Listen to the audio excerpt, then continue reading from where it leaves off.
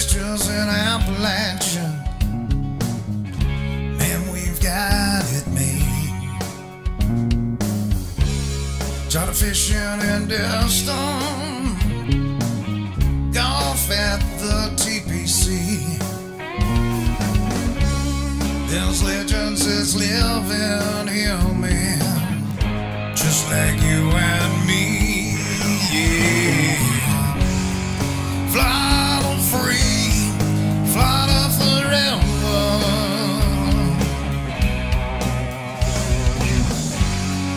Under God, we'll never waver. Yeah. Don't tread on me. Just let us be. Florida strong, Florida free. Today's show is sponsored by Farmer Joe's Fresh Market, located at 1401 Southwest Pine Island Road in beautiful Cape Coral, Florida. And it's almost Cinco de Mayo. I'm really excited about Farmer Joe's Taco Dinner Deluxe. That's right, I said tacos. 2 pounds taco beef, 2 pounds shredded chicken, 20 tortillas, 16 ounces of Mexican street corn dip, tortilla chips, sour cream, cheddar cheese, Mexican rice, shredded lettuce, so you can siesta while Farmer Joe's prepares your fiesta. Just $49.99, the Taco Dinner Deluxe. I call it the TDD because that's a damn deal.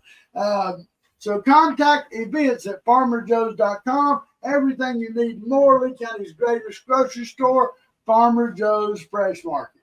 Well, almost as exciting tacos, we have veteran political analyst, businessman, attorney, multimedia commentator, movie star, Mr. Ford O'Connell with us. I am Smokin Joe, and welcome to Cracker Culture. Ford, how you been doing, my friend? I ain't talked to you in a couple weeks. We're all interested in Ford O'Connell happenings. Yeah, well, look, everything is going well. I just finished that documentary on Newsmax with RFK Jr. Uncensored. Telling you, if you get a chance, watch it. It's pretty good. Yeah, I heard you had a pretty good piece in there, good size role. Yeah, no, it was great. Basically, what we were talking about is how RFK Jr. could affect the 2024 presidential election if he gets on the ballot in the battleground states. It's pretty interesting because, you know, there's some people out there who hate both Biden and Trump, and they're looking at saying, hey, is there another option? And I'll tell you, third parties seem enticing to a lot of people who may be depressed about our current politics. There is a reason why you've never had a third-party presidential winner because, frankly, it's next to impossible to govern unless you are a Republican or a Democrat, and even then it's hard. Well, it's always exciting to listen to what's happening in Ford O'Connell's world, but let's talk about the Trump and his legal happenings. The jury's been selected for Donald Trump's so-called hush money trial. Let's look at this clip and talk about it, Ford. Started actually with a setback as far as the jury selection process goes. 2 of those jurors who were just sworn in on Tuesday, they ended up getting dismissed today. One of them coming with some drama. Former President Donald Trump entering court without answering questions, but holding up his signature clenched fist. About half of another pool of 96 jurors was dismissed after saying they cannot be fair and impartial. And there was a twist involving juror number 2, who was sworn in Tuesday. An oncology nurse from the Upper East Side called the court last night, saying she could no longer be fair and impartial because family, friends, and colleagues had already figured out that she was one of the jurors based on her employment information. That information is part of the juror questionnaire, which is discussed openly in court. Judge Juan Merchan wants their identities to remain a secret. As a result, the judge has now barred the media from reporting any juror's former or current employer, and he excused the nurse from the jury. And some drama unfolded with juror number 4 after the prosecution discovered he misrepresented himself on the questionnaire. The prosecution discovering an article revealing the man had been arrested in the 1990s for tearing down conservative political posters, and that his wife had been involved in a case involving the Manhattan DA's office, the same DA's office that is prosecuting Donald Trump in his hush money trial. The judge saying, quote, "I'm directing that juror number 4 be excused," and added that he should not come back Monday morning. Mr. Trump looked at the potential jurors as they spoke, appearing engaged in what each of them had to say. The former president is charged with 34 felony counts of falsifying business records in an alleged scheme to cover up hush money payments to porn actress Stormy Daniels and former Playboy model Karen McDougal. And also today, the prosecution asked the judge to hold Mr. Trump in contempt of court for a series of social media posts that he made this week, directed at Michael Cohen, his former attorney, his former personal attorney, who will be testifying in this case, as well as some of those directed at potential jurors. The judge decided he will hold a hearing on that request on Tuesday. Well, Ford, I mean, you know, the craziness that goes along with this trial, and you had people outside setting themselves on fire. I mean, it's just nutty. But the jury selection, can Trump actually get a fair and impartial jury at this time, especially in New York? No, I don't think he can. That's why I think this trial is an entire scam. Let's be clear. Manhattan, back in 2020, that borough of New York City voted 90% for Joe Biden. So the chances of him getting an impartial jury, his Sixth Amendment right, I might add, to have an impartial jury, as well as an impartial judge, because the judge should recuse himself as well because of his conflict of interest. But again, only the judge can recuse himself. You can't force the judge off the case. I'm not a big fan of this jury. There is one thing about this jury that I'm going to keep my eye on here, because you've got 12 jurors and 6 alternates. 2 of the jurors are lawyers.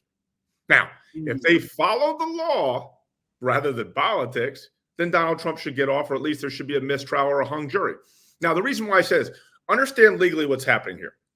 Manhattan District Attorney Alvin Bragg is a state prosecutor, and he's trying to enforce federal election law, which he has no authority to do whatsoever. And not only that, the bodies that did have the authority to do it decided not to bring the case. Further, the legal gymnastics required to transform this from misdemeanor business records in New York City to felonies, frankly, a first-year law student could see through that hocus pocus that Alvin Bragg's trying to pull. This thing is a scam. It's purely political. It's election interference, and it's abuse of the law just to get one Donald J. Trump.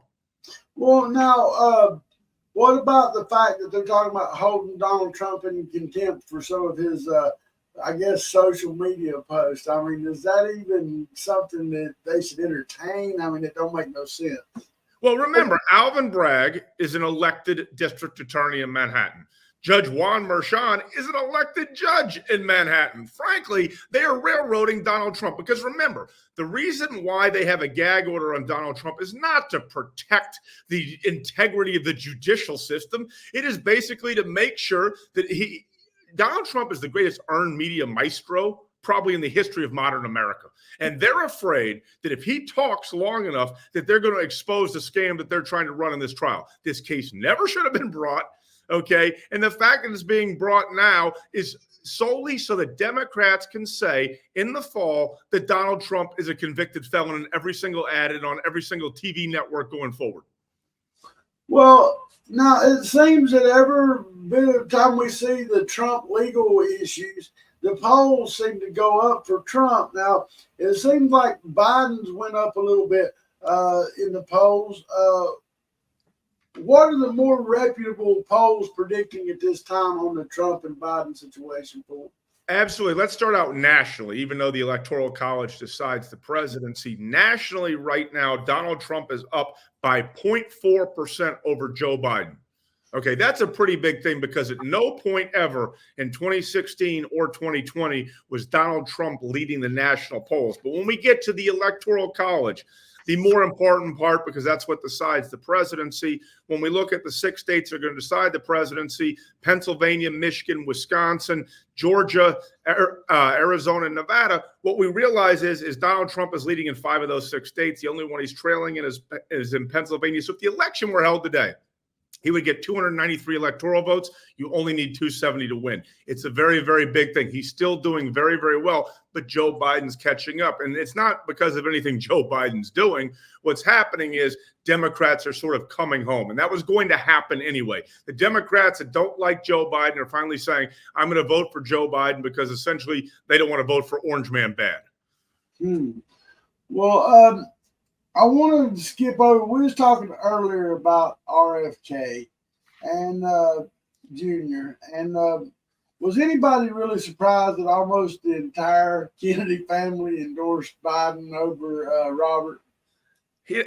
Here's the thing. Whoever said blood is thicker than water is full of, a hill of beans here.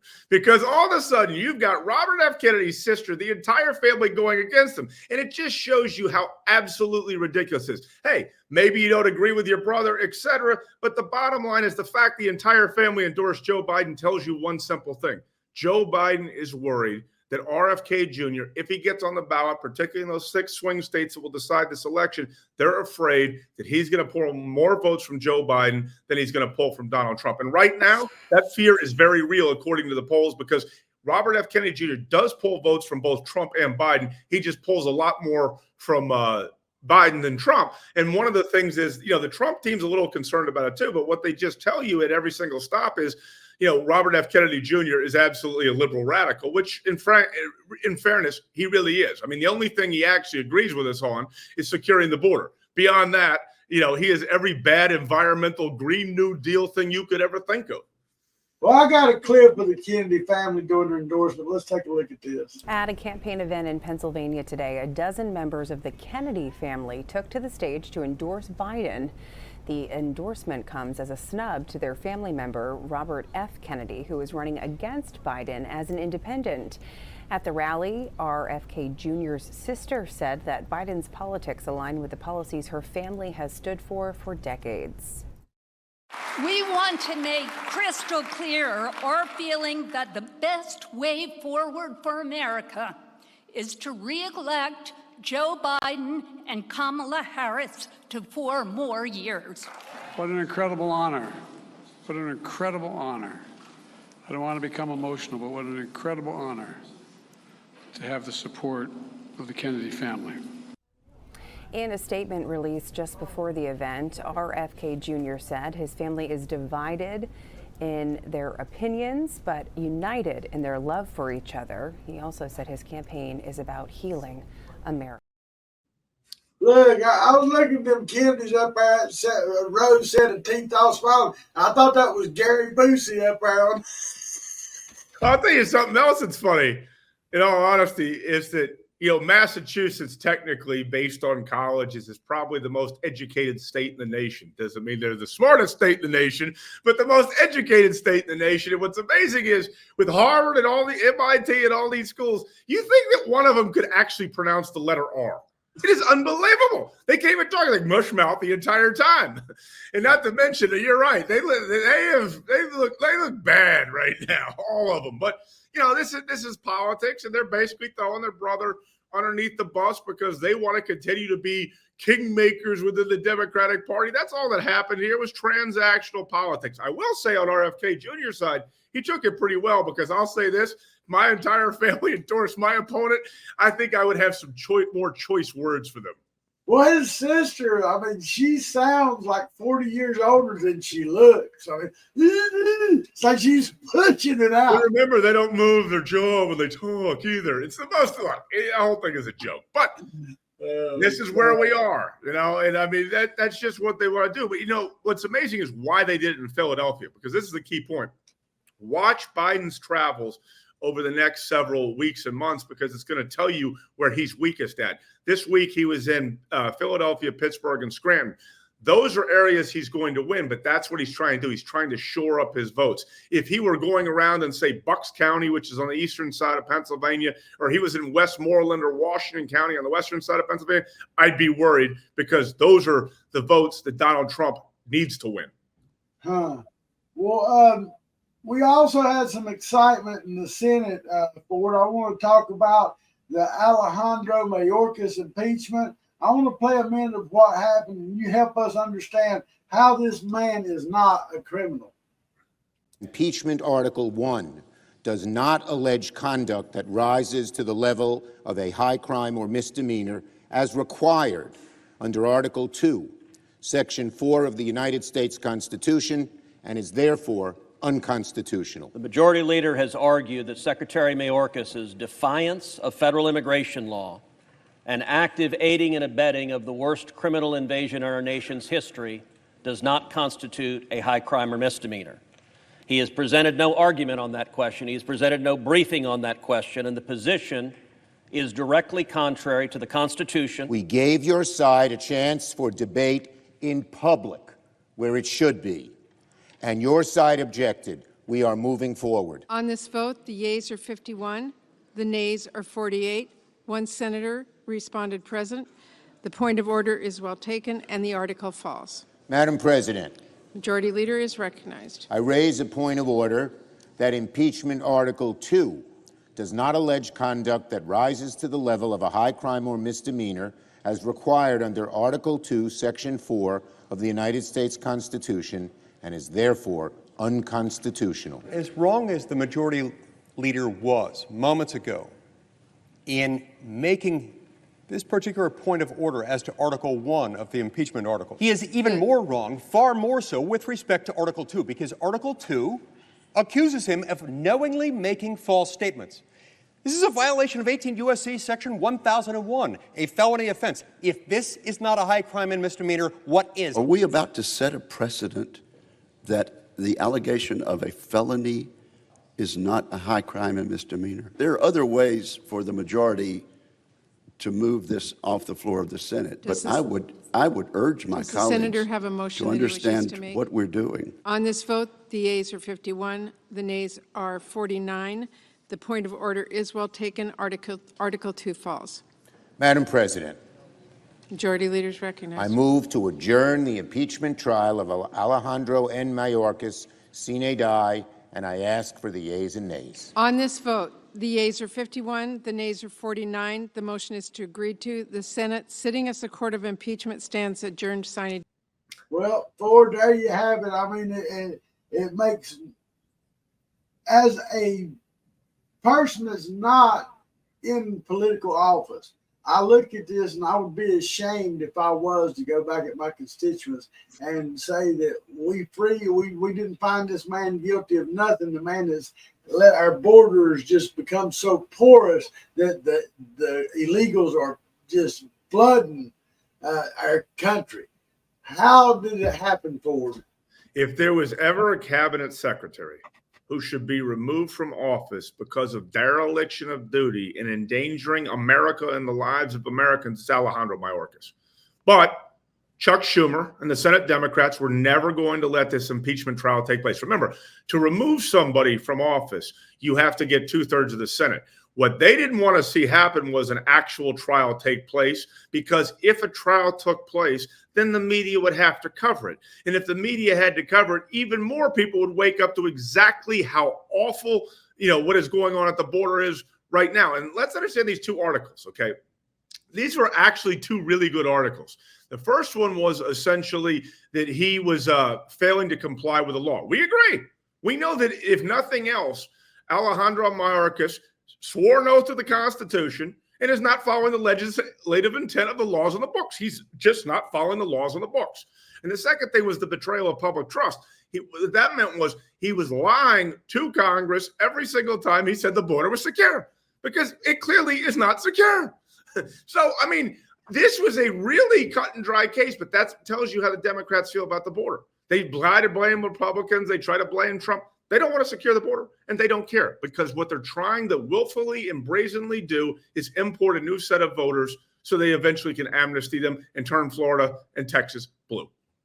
Well, I see Senator Kennedy tried to get them to adjourn the meeting, but they wasn't having that neither. I mean, I don't know that he would gain any ground with another day, but it would have been really nice to let it move on and go to trial. It should have went to trial. The American people deserve that. That's exactly right. It should have gone to trial. Do I think Mayorkas would have been removed from office? Well, so actually, if it had gone to trial, some Democrats would have had to actually vote to remove him from office because it's pretty bad. And frankly, the media and the Democrats are really blocking how awful what is going on at the border really is. And I'll say this about Senator Kennedy from Louisiana, John Kennedy.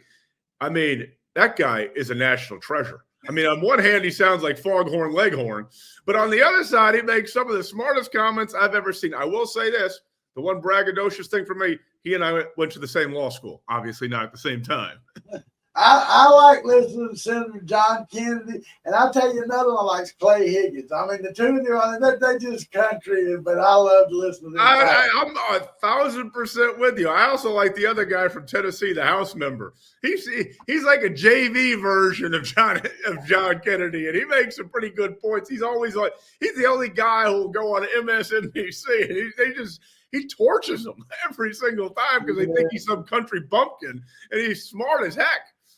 Yeah, like I said, you see those guys, and you can tell that they're just kind of, they use more common sense than any of the rest of them that we've elected. Combined. Than any of the rest of them combined.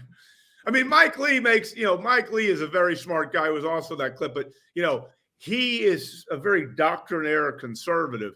And the rest of them are like, forget the conservative and Democrat. Let's talk about common sense because this is nuts. I mean, that's basically what they're saying. They're saying, you can't tell me the border's secure because this is not secure. Before I wanted to ask you about what's going on in Nebraska. Nebraska wants to make the state a winner-take-all in 2024. Now, how would this affect our electoral college if Nebraska is a winner-take-all state? Well, let me break this down because this is probably one of the most important stories that's not being reported. What the Nebraska state legislature is trying to decide is they want to make Nebraska winner take all. Now, in Florida, we are a winner take all, which means if you get the most votes, in the election between Biden and Trump, you get all 30 electoral votes in the state of Florida. That is not the case in Nebraska. In Nebraska, it goes by congressional districts. There are 3 congressional districts. So if you win one of the congressional districts, you get one of the 5 electoral votes from Nebraska. Joe Biden got one in 2020 and Barack Obama got one in 2008. Now, here's why it matters if it's a winner-take-all state. If it's a winner-take-all state and Joe Biden wins Pennsylvania, Michigan, and Wisconsin, then he still doesn't win the White House. If he manages to win Pennsylvania, Wisconsin, and Michigan and one electoral vote from Nebraska, then he becomes president of the United States. This is honestly about making sure that Joe Biden has to win something other than what is known as the blue wall, which is Michigan, Wisconsin, and Pennsylvania. Well, Ford, I want to go ahead and jump to Florida. Man's trash. Time for the man's trash. On this week's episode of the Man's Trash, our own governor, I brought him in because he signed legislation promoting patriotic organizations' access to public schools. And he made this comment, and that's why I brought him on here. So I'm glad you asked that question.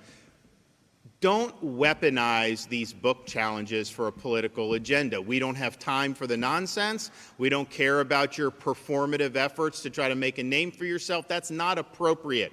So when you have some school administrators or teachers that are saying that somehow state law requires them to take classic books off the shelves, that is a lie. That is not true. That is depriving students of a valid education.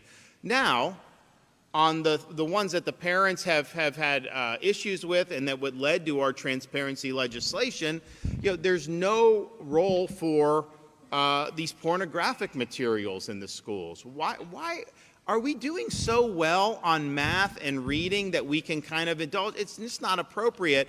So I think that 90% of the things, when they would say that somehow To Kill a Mockingbird couldn't be done, when that was on the state's summer reading list for the Florida Department of Education. Don't tell me Florida law says you can't do that. When they said you couldn't do a book about Hank Aaron, when that was the book of the month for the Florida Department of Education, don't tell us you can do that. So stop the weaponization And we had one teacher put it, of course, a video out, covered up every book in the classrooms. Oh, the state, that's passive aggressive nonsense, and we're just not going to tolerate it. So we've not had problems. Most of education, we really shouldn't be having these problems. I don't understand why they're trying to jam in some of the materials. Here's a good test. If putting if I stood here with a photo from one of these books and you guys wouldn't be able to put it on your air, then it's probably not appropriate in a 6th grade classroom. I mean, that's probably where we go. How about that to them purple promoters of pornography, that purple group that runs up there every time saying they're taking all the books out? I played that because I think it's in our area with this group that they don't fight for, I don't hear none of them fight for these children that have been abused in the school, sexually abused. None of them bring that up, but they'll fight like crazy over leaving books that have sexual pictures and sexual descriptions in it. I'm glad the governor said that for them. Look, I'm right there with you. It's good to see Ron DeSantis back in fighting shape, by the way. Yeah. That Ron DeSantis sounds real good. And I'm going to say this. He's absolutely right. What we need to be learning is the ABCs and the 1, 2, 3s and not about the birds and the bees and 75 kinds of genders. It's really that simple. And particularly when you're talking about people that aren't in high school as well. We have to protect our kids. It's bad enough with the internet. And I think his point's exactly right. If you can't show it on the nightly news, then you can't show it to 6th graders. That's it. That's as smart as it gets. We talk about common sense. That's common sense. Well, yeah, and the reason it's really frustrating to me because most of these people that are fighting this book challenge thing, most of them don't even have children in their district. They're elderly women who have nothing to do with their time. So this is their crocheting, so to speak, is to complain about what the book banning, and it's not a banning. It is we can test certain books because we don't want our children reading. If you want your child to read them, go to damn Books A Million or Barnes and Noble. I got no problem with that, but I mean, don't force it on my child. Well, look, what you're saying is it's not a ban. And this is, I think, where Ron got in trouble in the beginning, and so did many in the Florida state legislature. It's about what is age appropriate. Right. And unfortunately, the Democrats, because a lot of low information folks, particularly out of state, don't know this. I'll tell you, when I fly out of Florida, I'll stop in some airport and some guy will be like, hey, I know you from, whatever. Is that true about the book ban in Florida? I'm like, what book ban in Florida? You think we can actually ban books in Florida? I mean, come on. It's not the Barnes and Nobles? Come on. I mean, they just don't understand, but that's how this works. And unfortunately, while Ron DeSantis is 1,000% right, the national media and the Democrats are just trying to create problems everywhere possible. And unfortunately, what Ron is doing right, if someone takes the time to explain it, is very, very good. And frankly, a lot of other people would nod and say, you know what? He's darn right. Well, he made it. Don't make it something to make you a name for yourself, and that's exactly why I stressed. And this purple group's really insignificant on the big world aspect of things, but locally they're a pain in the ass for it. I mean, they complain about the same thing over and over, and it just gets so. Can't you complain about something? Complain about making the lunches at the school better. I'll be happy with that. Complain about anything that is effective for our children to make their days better, not something to make them confused in the world that's already confusing as we see nowadays anyway.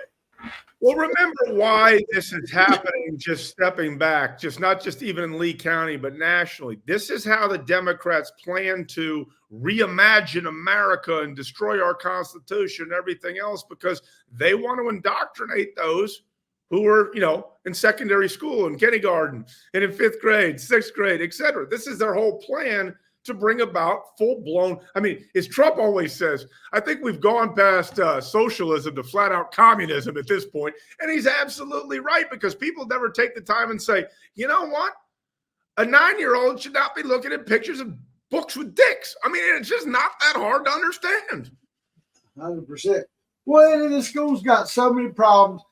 Here recently, Lee County School District lost Superintendent Christopher Bernier with no explanation to the public. I got a little clip of that, and I want to play that for you. I'm Fox 4's Ella Rhodes, and I've been covering recent issues with the Lee County School District, and their superintendent, Dr. Christopher Bernier, just resigned with a little less than 2 months left in the school year. At Monday's special meeting, the school board accepted the superintendent's separation agreement, which still pays him for the next 20 weeks. Board members say they don't know why Dr. Bernier left, but wanted to make it clear he was not fired. To the public that this was not a termination of the superintendent. School board member Melissa Giovanelli told me she didn't see it coming. I can tell you that, no, I did not expect this. It was very quick and it was a surprise. But, you know, things happen for a reason. The board nominated 2 candidates for interim superintendent, Dr. Ken Savage and Michael Ramirez, who both currently work for the district. In a vote 5-2, the board chose Dr. Savage for the role. It's a job he's had before. Dr. Savage was interim superintendent for nearly a year beginning in 2021, and Giovanelli voted for him on Monday. This will allow for the interim superintendent who has done this before I'm very confident in his ability to serve the district and serve the community at the same time and serve our children. Now, Ford, I'm going to put this out there because the media don't want to tell it, but I know the reason that Dr. Bernier, Christopher Bernier, left. He is under investigation, and the allegations are that he was verbally abusive to several employees. And that's the reason, the real reason why Christopher Bernier left. He is currently under investigation. I put the information out there that the school board received an anonymous letter. I also received the anonymous letter. I put the letter out that had the proof. Like I said, I always have the receipts. The school board's attorney emailed me telling me that I needed to take it down, that it was an ongoing investigation. And all this, look, it's still up there. I'm not taking it down because I got the information and it was sent to me. And all she done was validate me that the investigation was going on. Here's what I can't understand, and that is, how is he getting 20 weeks severance pay if he wasn't terminated? Well, that's what my question was. I told you before. I don't understand. He wasn't terminated. I put Armored Persons, a clip of Armored Persons saying that he wasn't fired. Armored Persons said, so if he wasn't fired, why are the taxpayers of Lee County obligated to finish paying out his term because he broke the contract? He broke the contract, not the school district, not the city of Fort Myers, not the county of Lee County. He broke the contract. Well, let me ask you this. Is there actually going to be a full-blown investigation into these allegations of being verbally abusive? I mean, is that going to continue? Yeah, it's currently ongoing right now. There is a whistleblower that has filed whistleblower protection. So, I mean, I know where he stands, and it's going to be something to see. And I hope that the DOE does something with this issue, because we have had so many allegations of issues coming from Lee County, from the transportation, running a side hustle. Well, I mean, you name it, we've got that. Lee County School District needs to be put under a microscope, and I'm talking about in all aspects. I couldn't agree with you more. I mean, not only how they're spending taxpayer money, but what they're spending it on, et cetera. We talk about a forensic audit, full-blown audit, whatever you want to call it. It needs to be done, and it's not done in the way that Kevin Carnes says it's being done, because that's just the same people looking at the same stuff again. It needs to be looked at by an outside group who has really no ties to the situation to really determine are Lee County taxpayers' dollars going into the best situation. You and I have talked to this many, many times. My other question. Go ahead. No, go ahead. Go ahead. My other question, though, is, we were talking about this as well, is is this at this current juncture an elected position or an appointed position? Because it seems to me, if it's an elected position, then maybe the governor should be making this appointment, not the school board. Okay, that was what I was about to say. the school board appointment of Ken Savage has been questioned. Now that this is an elected office, can the board legally appoint him? Many say that that's not possible, that it has to be turned over to DOE, or the governor should have made the decision on who would fill that seat until the 2024 election. And another thing I want to tell you, and as people are not saying much about this, our superintendent already makes an exuberant salary. Yeah, So, they don't. Yeah, it's $275,000, give or take, a year. Well, in order for them to bring on Ken Savage as the intern, they had to raise the salary they raised it by $100 because he has to make more than any of the other employees in there. So Ken Savage went from making a certain amount of money to coming up into this interim superintendent position, making a substantial amount of salary that we didn't vote on. It gets worse than that. According to the news press, he's going to get $210,000. And on top of it, the district has to pay an additional 15% of that $210,000 into a retirement fund from. This guy just hit the lottery. Yeah. Okay. I mean, let's be honest here. Well, I know that it is on DOE has been informed, and I from my understanding, they are looking this. We're waiting to hear what the Department of Education says back. I really hope that the governor will finally see how bad we have it in Lee County with our politicians to step in. Ford, I want to talk about everybody's favorite state representative, Mr. Spencer Roach. He is withdrew from his race, and many allegations that he was instructed to step down, and allegations are also stated that he will leave his approximately $29,000 annual salary in the State Department for a lucrative contract with the school district. Ford, what say you? Well, Spencer Roach clearly wasn't around long enough for the folks in Charlotte County to get to know his name. That seems to be a thing, stepping away. That seems very odd. But, in the Terry Miller world, it seems like he's going to, how shall I say, fail upward. He's going to fail upward to a more lucrative job with the school district that is already as corrupt as can be. Well, I mean, everybody knows he didn't really care for the state rep job in the first place. Now he's got a golden parachute. I mean, he's getting health care, retirement, the whole thing now, just from saying, okay, I'll step away from this. Yeah. So he's failing upward. It's kind of impressive when you think about it. But then again, that's how the entire Terry Miller machine works. We're just going to keep recycling the same people for different positions. It's kind of amazing. Well, if they do put him on the school board, will the school district be obligated to pay for his trips to Cartagena, Colombia? I don't know about those trips. I've only heard about them. But, who knows? He might get a travel stipend, kind of like the people in Cape Coral. Who knows? Oh, gosh. It only gets crazier from here. The squad is again pushing for single-member districts. Now, we talked about this last year. We're talking about the strong mayor, super mayor, whatever you want to call it. And they're looking for a new county manager and 2 additional council seats. All of which, by the way, Lee County taxpayers will have to pay extra for. Exactly. And on Wednesday, now, I want everybody to know there is a town hall scheduled in Lehigh Acres to discuss this with the public. And I do urge everyone that can to attend this and oppose it. Senator Johnathon Martin, State Representatives Mike Gialombardo, Adam Boatana, and the group's own version of AOC, Tiffany Espisito, will be there to help misinform you.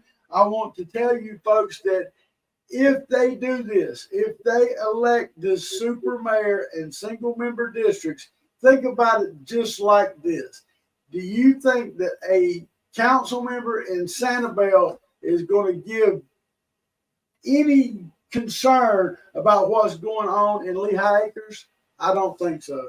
Absolutely not. Why would they?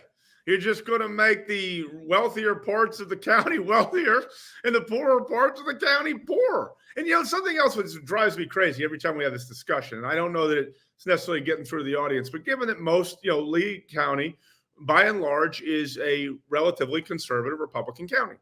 Now, every conservative knows, generally speaking, that more government is bad. Less government is good. It's just when you have less government, it needs to be more efficient. And here's the thing in Lee County. Not only are you asking for more government, you're asking you to make it less efficient. This is absolutely amazing all around. And I mean, I'm with you. What do you need a super mayor for? Honestly, what do you need a super mayor for? So you make him president of Lee County, essentially? I mean, that's ridiculous. But hey, here we are, and I'm sure that somehow Terry Miller is going to make more money off this deal too. Well, I was watching where they had that super mayor up there in Illinois that they're all fighting against, and they ended up, I think they ended up getting her removed or getting her stepped down, and they brought in Lori Lightfoot to replace her. Did you see that? Oh, of course I saw that. And what's so crazy is this mayor's pretty bad because the allegations are a lot like those trips to Cartagena, okay? Yeah.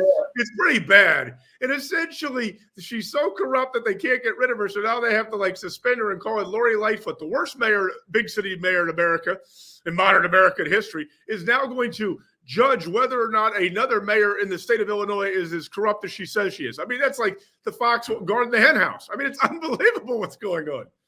And the thing is, the county manager position, that newly created county manager position, well, all this is a way for Terry Miller to create jobs for his candidates that have termed out. If he can pull this off, then he can put Brian Hammond as the new county manager. And, whoever they're going to try, you got to be smart enough to understand the game. And then they have, with the two extra council members, you have the same situation you have on the school board. Now they control the entire vote. As long as you've got most of these are Terry Miller candidates, nobody else's voice matters. So this is something I think everybody's got to fight against. I mean, you got to come out. You got to look at the sources you're dealing with. You got an opportunist attorney as a senator that's promoting this. You have Adam Boatana, who the village idiot thanked for proving that anybody could get into public office when he won. You got Mike Gialombardo, who's the paper tiger, who rattles his sword and is dull on both sides. And then you got Where's Waldo, Tiffany, Espisito. That's the people who's pushing for this. And this is a Democrat play, if there ever was one. This is something the Democrats would do so they had a smaller pool to get their people elected. So Terry Miller is using Democratic tactics. Everybody needs to wake up to it. Yeah, and to consolidate power and then be able to recycle the same candidates over and over. I'll be honest, these candidates aren't doing a good job right now. What makes you think that more of them for longer is going to do an even better job? Unfortunately, though, a lot of people aren't going to pay attention to this. I hope you're right. I hope a lot of people show up to Lehigh. But the bottom line is, I know by hook or crook, they're going to get this through. I mean, that's just how I can see that happening. I hope it doesn't. Well, there's, like I said, and the establishment is actually honestly split on this particular item, because some of the people who we know are establishment, like Jenna Persons Mullica, Spencer Roach, those people are against it, and which is baffling to me, because they're the same people that keep trying to keep themselves in the different job here locally. They want jobs for their daddy, jobs for their husband, jobs for their three cousins, So, but yeah, it's going to be something. I mean, how much more of the Persons family can you get in there? I mean, how many can you fit in Lee County? I don't know. But look, you know what the definition of a gaffe is, right? Accidentally telling the truth. Maybe Jenna and Spencer are accidentally telling the truth. I don't know. You decide. Well, and since we brought up Jenna, I'm going to go ahead and talk about the trouble in paradise at the REC this past week. I was not in attendance, but my phone rang off the hook. Jenna, her husband, and baby were at the REC, and Jenna spoke. And she wanted to tell the people that people were attacking her family, and that many people in the REC were supporting the people that are attacking her family. I'm pretty sure they were referring to this show, and I'm going to say this. I'm not attacking her family. I have not said nothing about any members of her family that were not involved in politics. Have I said something about her incompetent father, Armour? Yes, I have. Have I said something about her husband who has been polluting our area with toxic and chemical waste? Yes, I have. And that's the only people we've talked about. We haven't included your entire family. So, I mean, that pity party didn't play too well with me. So just so you know, Ford, this show's kind of toxic if you're a person. Well, look, no one's family should ever be attacked, but I do agree with you. It sounds like they're playing the pity card. And they're, known for playing the pity card before. It's amazing, though. And I'm going to say this about Jenna. Jenna used to attack me all the time. She would say some really bad things to me, literally to my face, and had no problem doing it and gallivanting around. And still, I don't say those sort of things about her. And yet, when somebody else is saying it, maybe it's you, maybe it's someone else, it's amazing. All of a sudden, you got to circle the wagons for the pity party. It's pretty low, frankly, and pretty bush league on her part to do that. Well, I think there's definitely some people that are nervous within the establishment because the latest rumor and that I've heard was that Democrats are trying to attack like Matt Caldwell and all of them. They're sitting here to attack them just to throw off and break up the conservative party. Well, look, I know that I attack everybody in that picture. I'm not a Democrat. But what I will tell you is the Republicans, especially the rhinos, are doing more to destroy the conservative party than I've ever seen any Democrat do right now. The infighting in these RECs is just horrendous for them. Well, I think you're absolutely right. I mean, this stretches down to Collier, too. And that is the fact that, a lot of Republicans in Southwest Florida really are their own worst enemies. I agree. Well, Ford, I'm going to wrap it up. I appreciate you joining us.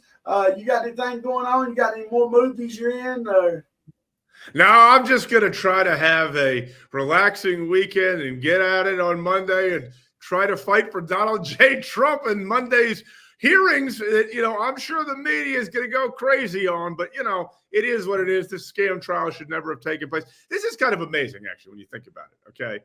We're in America, right? And let's just look at what the Democrats have tried to do and the media to Donald Trump this time around. Forget whether you like Trump or you hate Trump. Kind of really immaterial, okay? They tried to break him financially. They tried to block him from the ballot. And now they're trying to throw him in jail. Now, that is only supposed to happen in, places like Colombia, banana republics. That's not supposed to happen in the United States of America. And I'm going to tell you something. We look like clowns on the world stage because of the Democrats' antics, because what they will do to stay in power. And frankly, it's hurting the American brand. I agree. And, like I said, I really hope that the people will see the amount of mental pressure this man's got to be under and still hold it together with all this and run an election. Man, look. He's got the backbone of 100 people. I'm going to be honest. Yeah. Well, Ford is always good, my friend. Folks, please get out and vote. Get out and know your candidates. You need to go to some of these functions and learn what's going on. I'm Smokin Joe with Ford O'Connor with the Cracker Culture Podcast. We love you, Florida. Love, peace, and Gator Grease.